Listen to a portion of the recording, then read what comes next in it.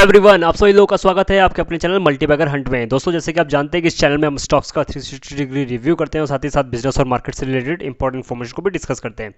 Friends, आज मैं आपके सामने एक बेहतरीन कंपनी लेके आया हूँ। आईटी क्षेत्र की एक दिग्गज कंपनी, इंडिया की टॉप 10 आईटी कंपनीज में शुमार। जी हाँ दोस्तों, आज हम बात करेंगे एलटीआई के बारे में। एलटीआई का दूसरा नाम है Larsen and Toubro infotech limited.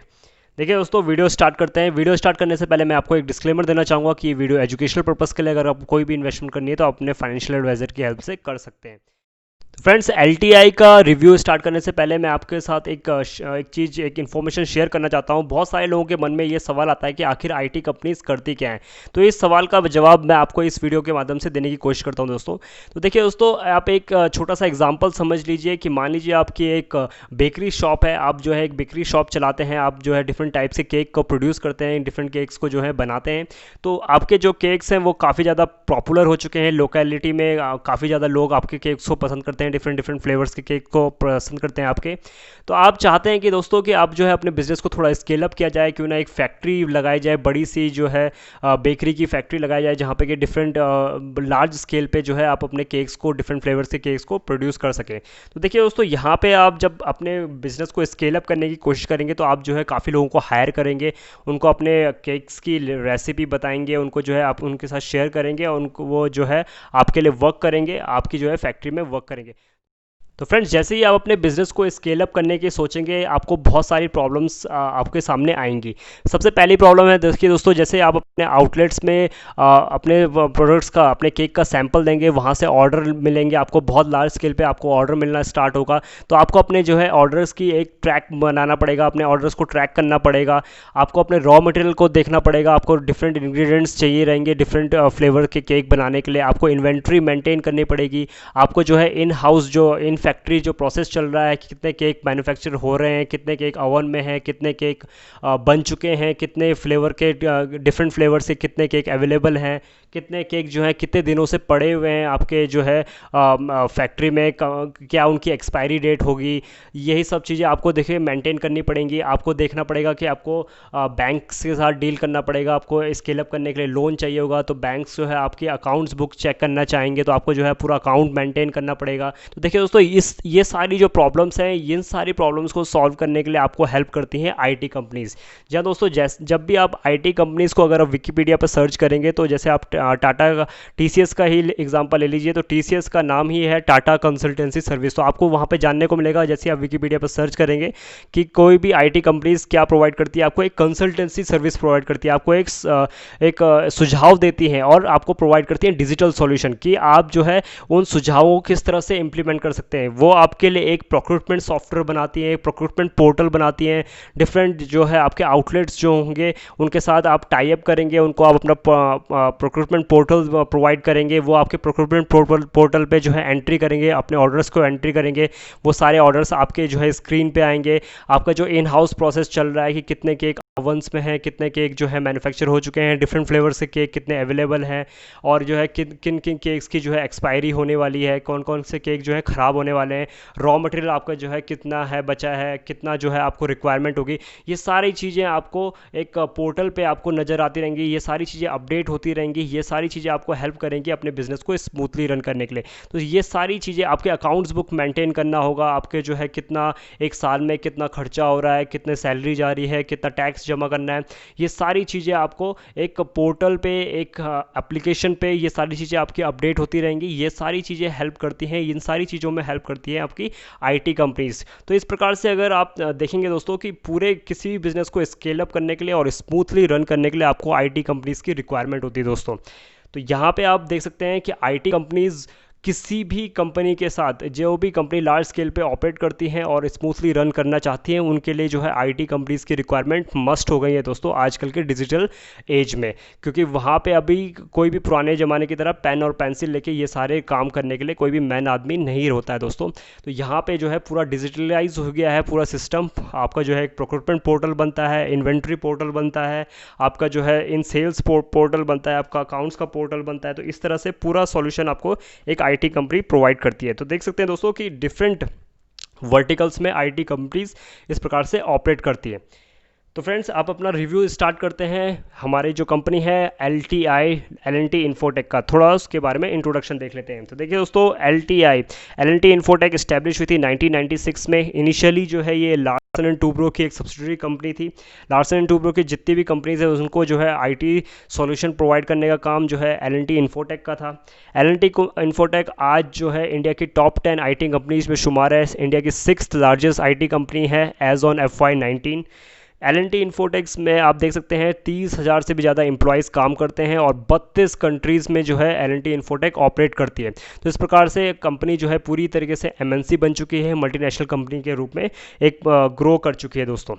एक और चीज़ मैं आपके सामने शेयर करना चाहूँगा। देखिए दोस्तों कि एल एन टी इन्फोटेक के जो क्लाइंट्स हैं वो 420 से भी ज़्यादा क्लाइंट्स को जो है L N T Infotech cater करता है।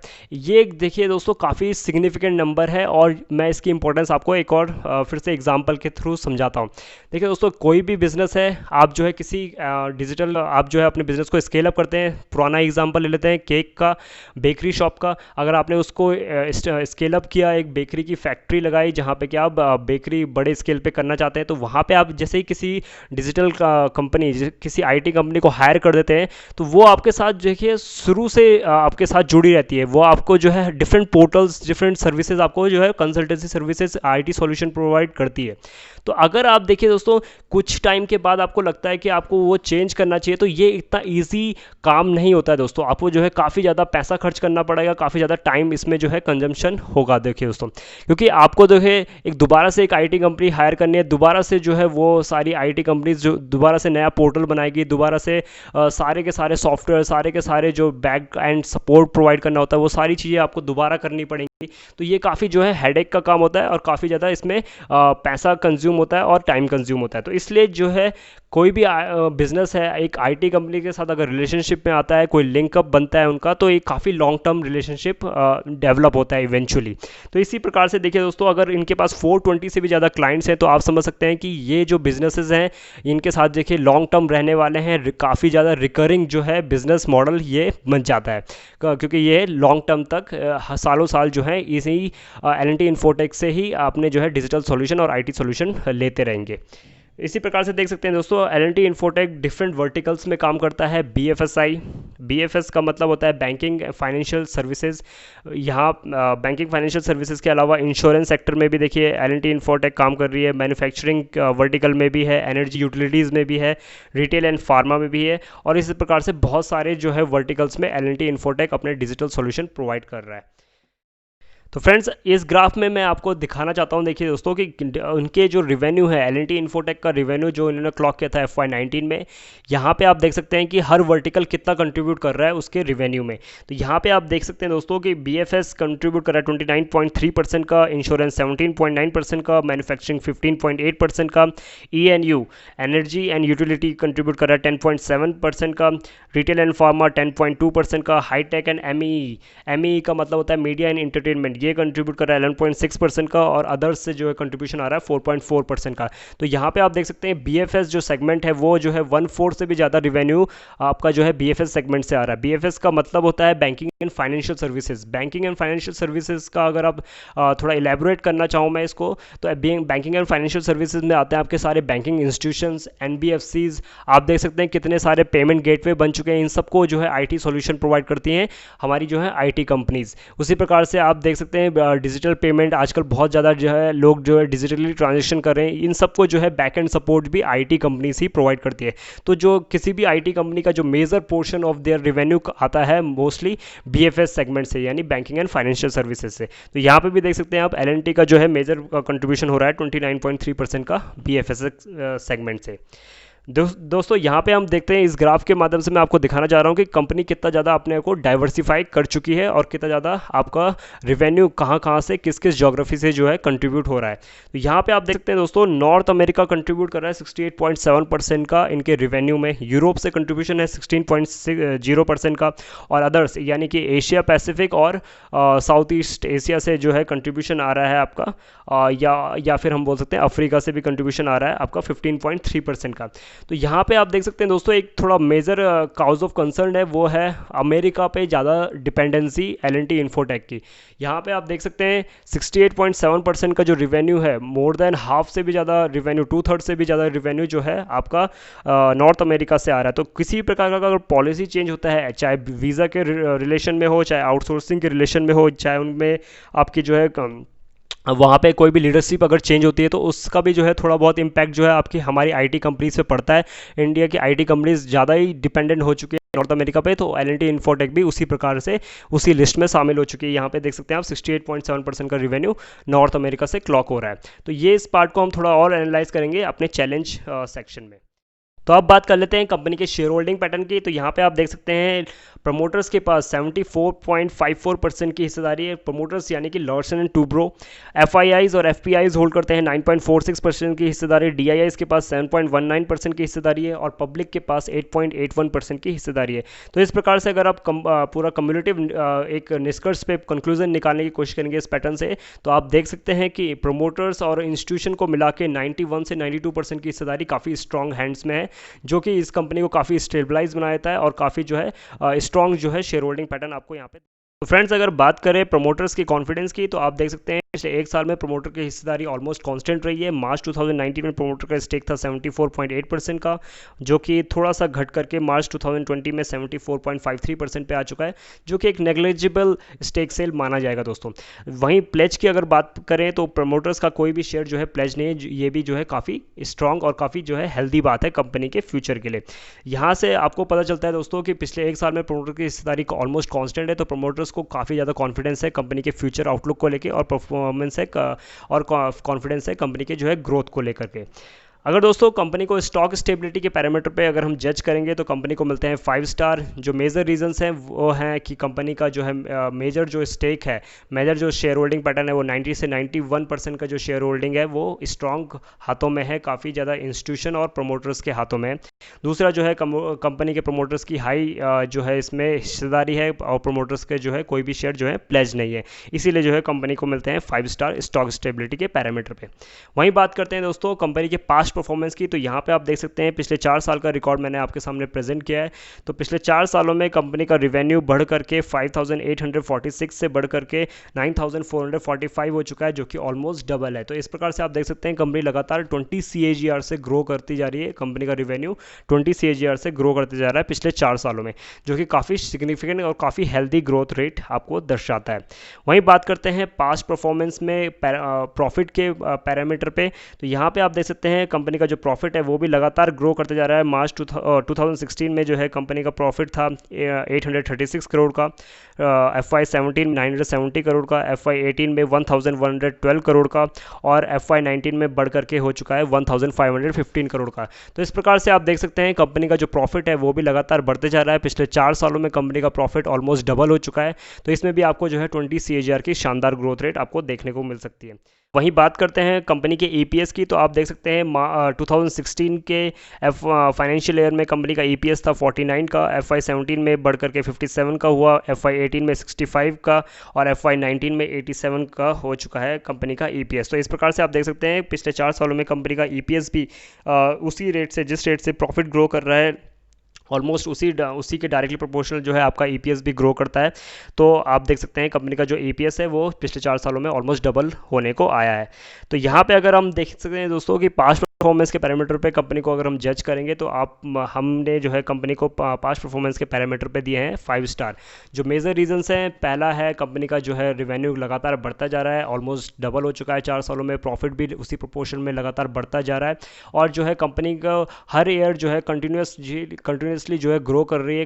किसी भी ईयर में उनको जो है कोई भी हिच देखने को नहीं मिला है, यानी कि कोई भी डाउन ट्रेंड आपको देखने को नहीं मिलेगा किसी भी ईयर में। तो कंटिन्यूसली लगातार एक कांस्टेंट रेट से कंपनी ग्रो करती जा रही है, जो कि काफ़ी सिग्निफिकेंट बात है आईटी क्षेत्र की कंपनी के लिए। तो पास्ट परफॉर्मेंस के पैरामीटर पे कंपनी को बोलते हैं 5 स्टार। देखिए दोस्तों, अगर वहीं बात करेंगे कंपनी के शेयर के परफॉर्मेंस की शेयर मार्केट में, तो यहाँ पे आप देख सकते हैं कंपनी के शेयर ने 52 वीक हाई लगाया 2048 का, जो कि इसने टच किया था फरवरी 14 2020 यानी इसी ईयर फरवरी में जो है कंपनी ने अपना 52 वीक हाई लगाया 2048 का। और वहीं आप देखेंगे नेक्स्ट एक महीने में ही कंपनी ने अपना 52 वीक लो यानी कि 1210 रुपीज़ का जो है 52 वीक लो टच किया, जो इसने टच किया 19 मार्च 2020 को। वहीं देखिए दोस्तों, अगर हम बात करेंगे एज करंट सिनेरियो की, तो एज ऑन 16 जून कंपनी का जो शेयर है वो ट्रेड कर रहा है 1850 के अराउंड। और आप देख सकते हैं अपने जो है 52 वीक लो से काफ़ी जो है शानदार रिकवरी कंपनी का शेयर दिखा चुका है और ऑलमोस्ट जो है अपने 52 वीक हाई जो कि 2048 का था वहाँ पे जो है टच करने की तैयारी कर रहा है। तो ये देखिए अभी 90% ऑफ अपने 52 वीक हाई पे रिट्रेस कर चुका है। तो काफ़ी शानदार, देखिए शानदार कंपनी है। जैसे ही कोई भी गिरावट होती है उसके बाद जो है कंपनी अगर मार्केट में कोई भी बाउंस बैक आता है तो शानदार कंपनी के जो शेयर्स हैं वो काफ़ी ज़्यादा जल्दी जो है रिकवर कर जाते हैं। तो यही आपको देखने को मिलेगा L&T इन्फोटेक के चार्ट पैटर्न में भी। तो देखिए दोस्तों, अगर प्रेजेंट प्राइस की अट्रैक्टिवनेस पे इस कंपनी को जज किया जाए तो मैं इसको देता हूँ 1 स्टार। मेजर रीज़न पहला है आपका जो है कंपनी का जो शेयर है वो इस एट प्रेजेंट जो है अपने 52 वीक हाई के काफ़ी करीब पहुंच चुका है, ऑलमोस्ट 90% ऑफ 52 वीक हाई पे पहुंच चुका है। तो यही जो है एकमात्र रीज़न है जिसके कारण जो है हमने इसको प्रेजेंट प्राइस की अट्रैक्टिवनेस के लिए 1 स्टार दिया है, क्योंकि अभी जो है इसका प्राइस जो है इतना अट्रैक्टिव नहीं है। वहीं दोस्तों, अगर हम बात करेंगे वैल्यूएशन की, यहाँ पे मैंने कंपनी के वैल्यूएशन को कुछ इंपॉर्टेंट पैरामीटर्स को मैंने यहाँ पे आपके सामने प्रेजेंट किया है और उनको जो है कंपेयर करने की कोशिश की है सेक्टर के लीडर्स से। जी हाँ दोस्तों, आईटी सेक्टर के जो मेजर लीडर्स हैं वो हैं टीसीएस और इन्फोसिस। तो यहाँ पे आप देख सकते हैं कंपनी का PE ratio as on 14 June 2020 LTI का पीई रेशियो है 21.19 का। टीसीएस का जो है price to equity ratio, price to earning ratio sorry 23.65% का है। इन्फोसिस का 17.76% का है। तो यहाँ पे आप देख सकते हैं एलटीआई का जो प्राइस टू अर्निंग रेशियो है कंपैरेबल है अपने पेयर्स और अपने सेक्टर के लीडर्स के साथ। वहीं अगर हम बात करेंगे मार्केट कैपिटलाइजेशन की, तो एलटीआई जो है काफ़ी पीछे है अभी अपने सेक्टर के लीडर्स के कंपैरिजन में। कंपनी का जो है मार्केट कैप 0.32 लाख करोड़ है, यानी कि 32,000 करोड़ का मार्केट कैप है। वहीं अगर हम टीसीएस की देखेंगे तो इंडिया के सेकंड मोस्ट वैल्यूएबल कंपनी है टीसीएस, तो इसका मार्केट कैप 7.64 लाख करोड़ का है। देखिए दोस्तों, इन्फोसिस का मार्केट कैप 2.94 लाख करोड़ का है। तो यहाँ पे आप क्लियरली देख सकते हैं कि एलटीआई अभी भी एक स्मॉल कैप और एक मिड रेंज की जो है कंपनी है, अगर हम कंपेयर करें उनको सेक्टर के लीडर से। वहीं अगर हम देखते हैं दोस्तों आरओई की बात, रिटर्न ऑन इक्विटी की, अपने जो है शेयर धारकों को आप जो है कोई भी इक्विटी अगर इनमें इन्वेस्ट करते हैं एक साल के लिए, तो एक साल में जो है कितना रिटर्न ये आपको बना के देती है। तो देखिए दोस्तों, एलटीआई का आरओई रिटर्न ऑन इक्विटी है 35.20 का। वहीं अगर आप देखेंगे मार्केट लीडर्स टीसीएस और जो है इन्फोसिस, तो वहाँ पे देख सकते हैं आप 37.60 का आरओई टीसीएस क्लॉक करता है और इन्फोसिस का आरओई है 25.62% का। तो आप देख सकते हैं कि मार्केट जो सेगमेंट लीडर्स हैं हमारे टीसीएस और इन्फोसिस, उनमें भी देखिए काफ़ी ज़्यादा हीट अभी भी बाकी है। काफ़ी शानदार रिटर्न देंगे वो इक्विटी और इक्विटी होल्डर्स को इस समय दे देते हैं पर ईयर के कंपैरिजन में। वहीं अगर हम बात करते हैं पैट मार्जिन की, प्रॉफिट आफ्टर टैक्स मार्जिन, ये होता है दोस्तों, इसका मतलब होता है कि अगर आप देखिए 100 रुपये कमाते हैं तो अगर आपका पैट मार्जिन 16% है, जो कि एलटीआई का यहाँ पे आपको देखने को मिलेगा, तो यानी इसका मतलब होता है कि अगर आप 100 रुपये कमाते हैं तो उसमें से 16 रुपीज़ आपका प्रॉफिट होता है, 84 रुपीज़ जो है आपका जो है एक्सपेंडिचर हो जाता है। वहीं अगर आप इसको कंपेयर करेंगे तो इससे आपको पता चलता है कि कंपनी की जो है इफिशियंसी किस तरह से रही है, ऑपरेशनल कितनी ज़्यादा इफिशियंट है। तो इसी चीज़ को अगर आप कंपेयर करेंगे सेगमेंट लीडर से, टीसीएस से, तो वहाँ पर आपको देखने को मिलेगा शानदार 25.33% का। इसका मतलब है 100 रुपीज़ अगर ये कमा रही हैं तो 25 रुपीज़ का प्रॉफिट जो है टीसीएस क्लॉक कर रहा है और मात्र 75 रुपीज़ उसमें से एक्सपेंडिचर में जा रहा है। तो इससे पता चलता है कि टीसीएस कितनी हाई ऑपरेशनल इफिशिएंसी से जो है वर्क करता है। इन्फोसिस का देखिए शानदार है पैट मार्जिन 19.66% का। तो देखिए दोस्तों, एलटीआई को थोड़ा इंप्रूवमेंट की जरूरत है अपने ऑपरेशनल इफिशिएंसी में। पी रेशियो अगर हम देखेंगे तो कंपेरेबल है अपने सेक्टर के लीडर्स के साथ। तो देखिए दोस्तों, अगर वैल्यूएशन के पार्ट पे अगर हमको वैल्यूएशन के पैरामीटर पे इस कंपनी को जज करना पड़ेगा तो वैल्यूएशन के पैरामीटर पे इस कंपनी को मिलते हैं 3 star. Major reasons, P ratio comparable है अपने सेगमेंट के लीडर्स के कंपैरिजन में, तो काफ़ी जो है वैल्यूएशन अट्रैक्टिव भी नहीं कह सकते बट रीजनेबल हैं इस समय इनके वैल्यूएशन। तो फ्रेंड्स अब बात कर लेते हैं कंपनी के फ्यूचर आउटलुक की। देखिए दोस्तों, फ्यूचर आउटलुक के बारे में बात करने से पहले मैं आपके सामने कुछ फैक्ट्स आपके सामने रखना चाहता हूं। देखिए दोस्तों, बैंकिंग एंड फाइनेंशियल सर्विसेज में एलटीआई ने पिछले एक साल में, यानी कि FY19 को यहाँ पे हमने कंपेयर किया है FY18 के फिगर से, तो बैंकिंग एंड फाइनेंशियल सर्विसेज में एलटीआई ने क्लॉक किया है 27% की ईयर ऑन ईयर ग्रोथ, जो कि काफ़ी शानदार मानी जाएगी। इंश्योरेंस सेक्टर में 8.6% की ग्रोथ, मैन्युफैक्चरिंग सेक्टर में 12.4% की growth, energy and utility sector में 8.7% की ग्रोथ, रिटेल एंड फार्मा में देख सकते हैं आप 35.3% की काफ़ी शानदार जंप आपको देखने को मिलेगी। हाईटेक एंड मीडिया एंटरटेनमेंट के सेक्टर में, इस वर्टिकल में आप देख सकते हैं 28.7% की देखिए शानदार ग्रोथ आपको देखने को मिल रही है। तो आपको यहाँ पे देखने को मिल सकता है कि रिटेल एंड फार्मा काफ़ी ज़्यादा जो है इस समय फोकस में है, और उसी प्रकार से एंटरटेनमेंट एंड मीडिया, आप सारे लोग जो है डाटा कंज्यूम कर रहे हैं काफ़ी ज़्यादा। ये देखिए इस समय फार्मा के शेयर्स भी काफ़ी बुलिश हैं। तो इस सेक्टर में भी देखिए एलटीआई उनको जो है अपना टेक्निकल सॉल्यूशन और कंसल्टेंसी सॉल्यूशन प्रोवाइड करता है। तो आपको देखने को मिल सकता है यहाँ पे कि 35.3% की ग्रोथ फार्मा के सेक्टर में, रिटेल एंड फार्मा, और मीडिया एंटरटेनमेंट 28.7% की शानदार ग्रोथ देखिए एलटीआई जो है क्लॉक कर रहा है FY19 में FY18 के कंपैरिजन में।